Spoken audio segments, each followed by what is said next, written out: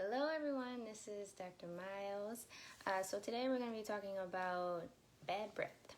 And a lot of times we may look at bad breath as a dental problem, which I would say that is the first place you need to go is to the dentist if you start having bad breath, because the mouth is very much connected to the rest of the body. Something's going on in the mouth that can affect other parts of your body. And so, of course, from a dental perspective, outside of other things that they might find, definitely be brushing your teeth every day. Make sure you have a good toothbrush, as well as floss. So for me, and I'll talk about this, but flossing has been very important for me in maintaining my dental health, and a good mouthwash. So those are like the basics of dental health, but definitely go to the dentist if you in fact have bad breath. But I'll tell you a little bit about my situation, or my history. So I was diagnosed with irritable bowel syndrome, or also known as IBS, at 21 years old.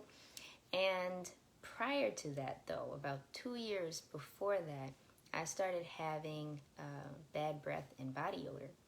So now, as a naturopathic doctor, I know that that was a sign that something was off, but I didn't, at that time, I didn't have that, I didn't make that connection. It was just, as time goes on, you deal with different things that your body may present, and that was it. That's all I knew.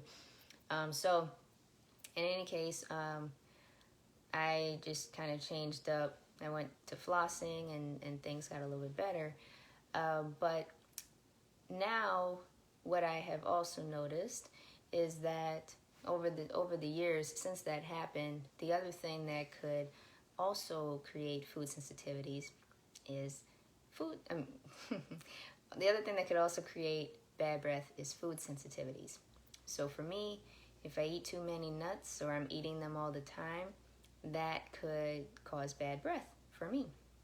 So a food sensitivity can really slow down your digestive tract, leading to one. If you already have poor digestion, food sensitivities is probably something that you struggle with. But on top of that, food sensitivities can also promote poor digestion. What can happen is that your body just stops digesting very well once you have ingested a food sensitivity. And if it stops digesting very well, things stop flowing very well, then you have a buildup of fermenting food in your system. And so it is a mix of the food sensitivities reactions, but also just stagnated food in your system that could be also aggravating the breath. So the other thing that also happened around that time when I started having bad breath and body odor was canker sores. And I didn't know why. I just, again, it was just one of those things I was just dealing with. And when it would go away, I would be, I wouldn't think about it. But they kept coming back. The way that I dealt with it at the time was to eat yogurt.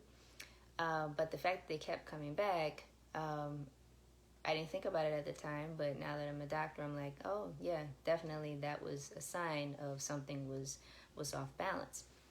So if you have something that keeps continuing over and over again, you have to look at, well, what is causing this, right?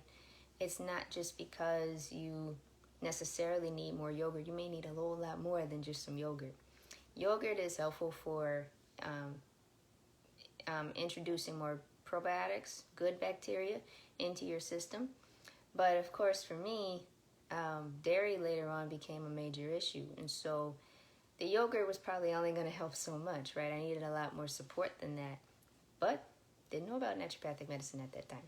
So here I am. But so anyway, that is something to keep in mind. That one, if you have a food sensitivity, if you eat it, it could slow down your digestion, and that means you may be having food sitting in your system longer, fermenting, and there could just be a source of stagnation there, and all of those things combined can aggravate the breath. It could also aggravate body odor, as I mentioned before. If the digestion is not well, there's a lot of other different systems that can become unbalanced. And then also with the canker sores. The other thing that I noticed later on is the same thing, the same food that can aggravate something like bad breath for me was the same food that later on I realized also affected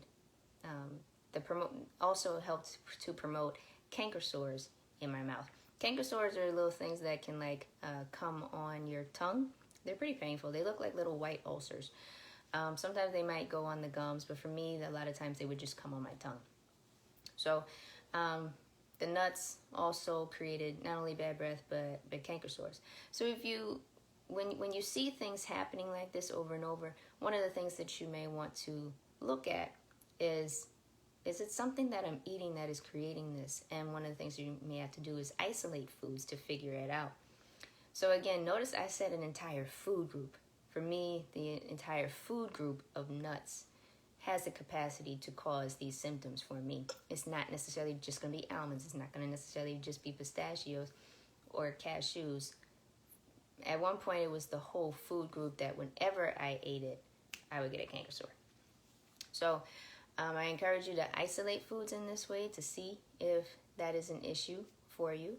But of course, yes, definitely pick up your dental hygiene if it's not great. Also, the other thing that can be also great for just improving digestion, making sure that food is moving down, is drinking enough water. Water is also important for your digestive system to work well, because water is important for every cell in your body. So now there is something to be said about water in the sense that you don't want to drink a bunch of water when you eat food, because it can dilute the stomach acid that you need to actually digest the food. So some of you may notice if you drink water when you eat, that's when you may start actually having more reflux or more belching, because you've kind of just interrupted the digestive process if you're drinking a lot of water with your food. So if you're someone like that, I would encourage you to drink water maybe like 30 minutes before. Stop drinking water about 30 minutes before. You can start drinking water about 45 minutes after. Let your body do what it needs to do in terms of actually digesting your food. And if you need further support in digesting your food, maybe you notice that your food just kind of sits there after you eat. There's a lot of different reasons for that. But a simple tip, of course, would be to take some apple cider vinegar after you eat your food, or right before. So what does that do? That helps to add in more acid for your stomach to work with, right? And so sometimes it's not that you're having heartburn or indigestion because of too much acid. It could be that you have too little. There's a lot of different reasons around why that could happen. But the apple cider vinegar can help to support giving you some more acid to work with to actually digest your food.